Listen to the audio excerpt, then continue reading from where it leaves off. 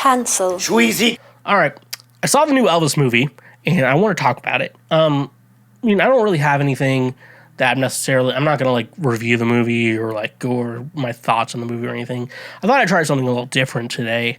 What I want to try is basically... I want to talk about the differences in this movie, Elvis. Like, a lot of these music biopics are coming out, and I'm a music guy, and so I love watching this shit. Even things that they kind of make up, because I understand though, they want to try to stay true to the original, like the life story, but it's also a movie, and you got to be like entertaining in a movie. So. I wanted to go over all the differences that I was able to find, research, and see in the movie. I'm probably not going to get to all of them. Not going to get everything. And to be honest, like, you have to realize, like, a biopic movie will stay pretty close to the original story, but it's also a movie. It has to be entertaining. And sometimes life isn't entertaining. Like, especially in the music industry, sometimes it's all meetings and very long nights in a recording studio and stuff like that. So let's get into it. So, all right. So the film opened up at this Louisiana hayride kind of thing, which is like this shitty version of the Grand Ole Opry, like old school though. And this was like 50s, 60s type of thing. And like this is kind of how Colonel Parker was introduced to young Elvis. And so apparently Colonel Parker was not there at this show. But apparently like the stuff about Elvis being nervous, having a pep talk and shit, for the most part, apparently that's kind of true. Like at least what you assume would be true, kind of stuff like that. Like I said, it's a movie. They have to make a good movie, and to make a good biopic, you have to kind of flub some things. And then also Elvis and Colonel Parker. There's a scene where they make an agreement where Colonel Parker is going to be his exclusive management team and stuff like that. Oh, and they did it on a Ferris wheel. Like, that never happened. And no one, Elvis never made an exclusive deal to Colonel Parker. But I guess he did work with Colonel Parker for the most part on most things. So that's another thing too. And then the movie kind of progresses a lot. A lot of it's pretty true. But a lot, like him, like joining the military and stuff like that, and then meeting 14-year-old Priscilla. They did say teenage girl Priscilla. They did say it in the movie, but then they're like, we're gonna pretend. Let's make a good. Let's not think about that. And stuff like that. So a lot of that was pretty true. They kept it. So then they met Steve Bonder, Bones Howe. Like, and the movie goes, like, and they meet at the Hollywood sign where I was like, I hate singing Christmas music. I hate making shitty-ass movies. And then they're like, yeah, we agree with you.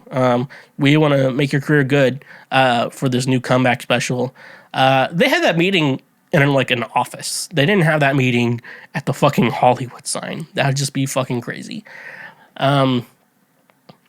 Okay, and then the comeback special. So there's a lot of things going on with the comeback special because in the comeback special, they just like made up a bunch of shit. And I think initially, if we were going to talk about the movie, what the most made up shit happened was for this comeback special. They just did, it was crazy.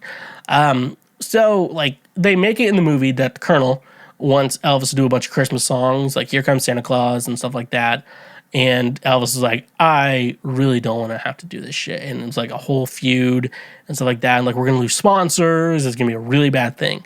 But the Colonel, like, and then, but in reality, all these meetings happened before. The Colonel actually signed off on them not doing Christmas songs for Elvis's comeback TV special, like 2 months before they even started taping. So, like, that whole thing was a lie. Robert Kennedy being shot during like the taping of the special, that did not happen. Also, it happened a few days into like pre-production. That was way before they even start filming. If you know anything what pre-production is, it's basically getting everything prepped for the production of making said thing like that. That happened during then. So not everyone like had to stop what they're doing to see Robert Kennedy getting shot. That was completely made up for the movie. And stuff like that. So those were a lot of the things. It was just like mainly like, oh, you have to sing Christmas songs, Elvis, and this comeback song, and he ends up not doing it and creating this, like, protest song and stuff like that. Like, that whole scene, just, like, if you, whenever you go see the movie, whenever you see it, that whole scene, 100% made up. Like, that, like, nothing happened the way like they made it in that. So, and then when Elvis started doing shows at the International Hotel, they were like, everything's going to be paid for the hotel, so you don't have to worry about anything. You can get as creative as you want. That's not 100% true. From what I researched on that, Elvis had to pay $80,000 for like 4 weeks of shows with those. He had to pay the musicians like from him, which is not like a big deal. If you know anything about the music industry, it's like Elvis lost $80,000 to pay all his musicians. I'm like, first of all, like how long ago it was, like $80,000 is a lot of money. His band members got paid very well, and how much Elvis probably made from those shows, it wasn't really that big of a deal. Like for how it worked, like it wasn't that big of a deal. Like I talk about it, but like Elvis was getting a lot of things. Like he was getting a lot of money, so don't worry about that. The 5-year extension plan, you know, they had this whole scene they were writing on tablecloths, all these deals and everything. I believe it did kind of happen this way. However, a couple days later, they did create actual legal documents and stuff like that they all actually signed. So it was just kind of discussed on tablecloth, like, you know, that's another thing. So also, Elvis was another thing. Elvis was in and out of like the hospitals. Many like the last few years of his life because he was fucking doing every drug imaginable and didn't poop. He died with like 4 months worth of poop in his body. Like how, buddy? I'm just saying Elvis would still be alive today if he had a bidet. I'm just saying, because what I do with my bidet is sometimes when I have a poop that's kind of having a hard time coming out, I spray the spray right up into my asshole, and then it breaks everything up and then makes everything easier to come out. Elvis would still be alive if he had a bidet. I'm just living with that fact. And the last thing, oh yeah, no, he was in the hospital during Sharon Tate's murder, which is like the Manson family murders, and yada yada yada. He was not in the hospital for that. Just there was no record of that. He being in the hospital, he probably was like he may have been around the time, but he wasn't like reading all this shit like in the hospital.